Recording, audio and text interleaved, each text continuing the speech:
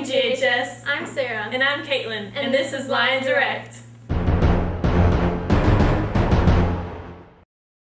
The Red Ribbon Campaign was started when drug traffickers in Mexico City murdered DEA agent Kiki Cameron in 1985.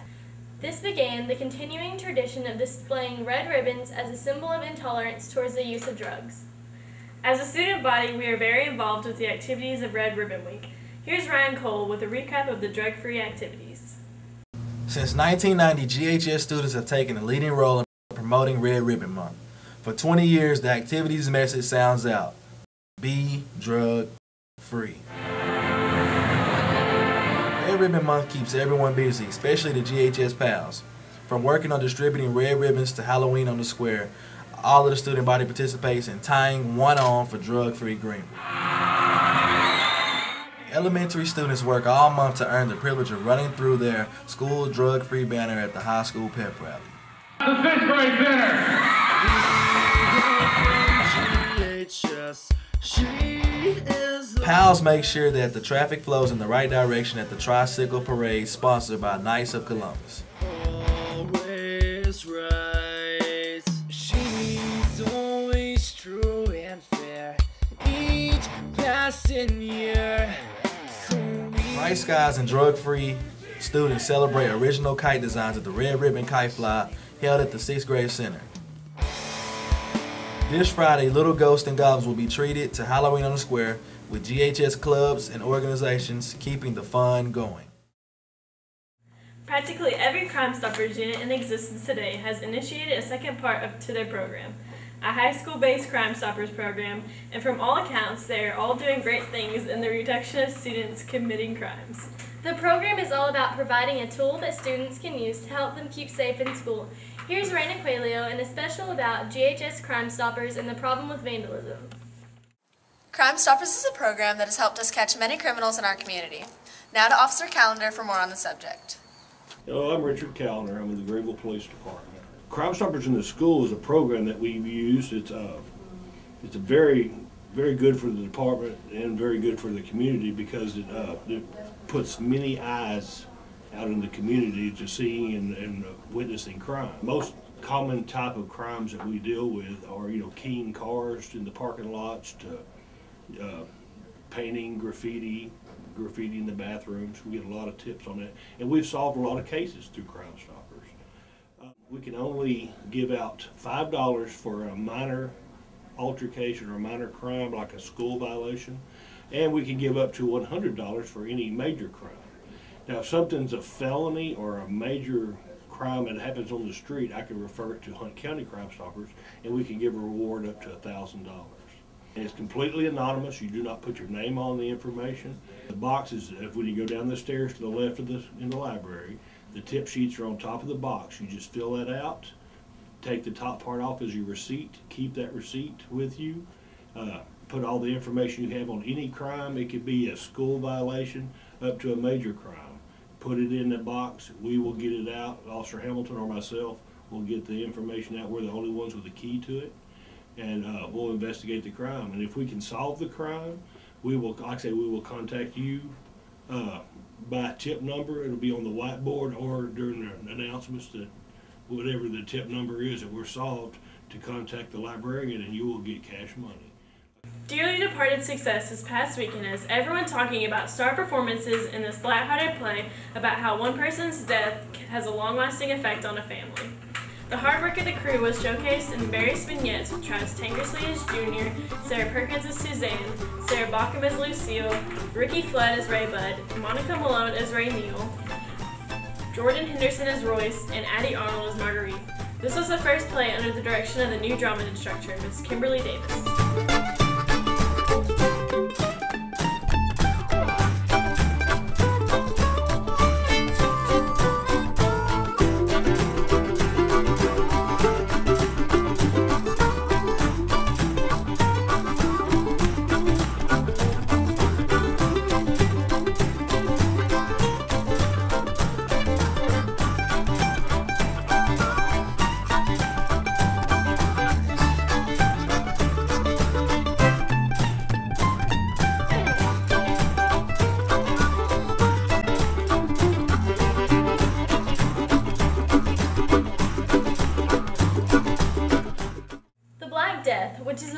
deadliest pandemic in human history, peaked in Europe between 1348 and 1350. It led to several major social, economic, and religious consequences in Europe. A plague doctor's duties were often limited to visiting victims to verify whether they had been afflicted or not. Their long black robes and beaked masks were misunderstood as being visions of horror, but they were actually the outfits of mercy. Here's a look by Lion Direct at this medieval mystery.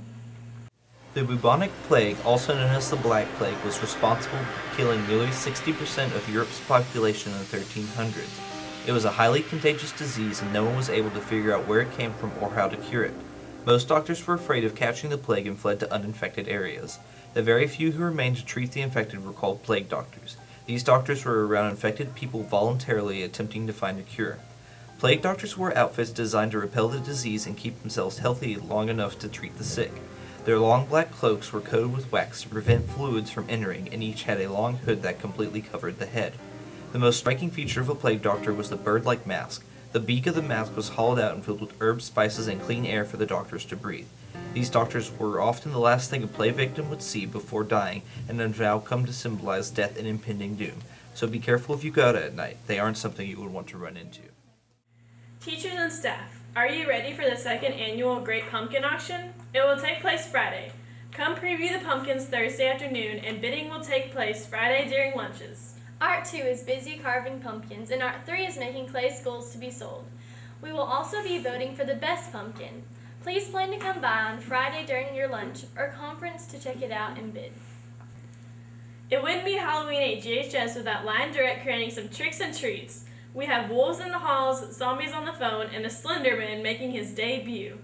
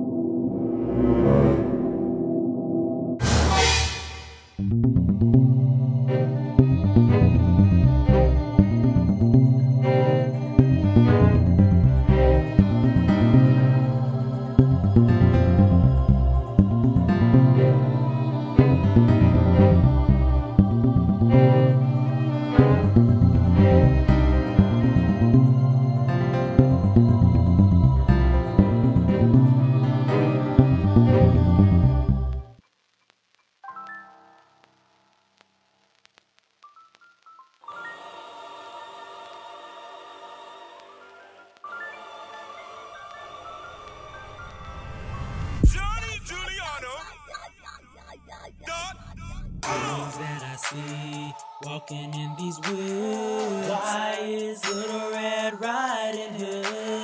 Hey there, Little Red Riding Hood. You sure are looking good. I'll be back with the one. Listen to me. Little Red Riding Hood. I don't think little big girl should.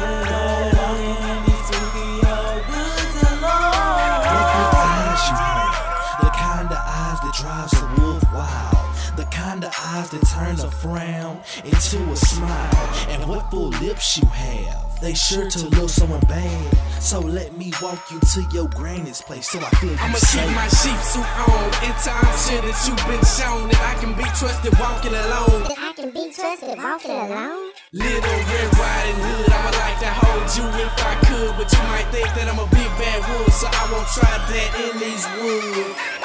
What a big heart I have, the reddest to love you with Little Red Riding Hood. Let's take a walk in the woods, don't get it understood, even bad wolves can be good. I'll try to be satisfied, just to walk close by your side. Everything gon' be just fine, so maybe you'll see things my way before we get to Grandma's place. Those that I see walking in these woods. Why is Little Red Riding Hood? Hey there, Little Red Riding Hood. You sure are looking good. Everything A big bad wolf, go on, listen to me. Little Red Riding Hood, I don't think little big girl should go walking in these spooky old woods alone.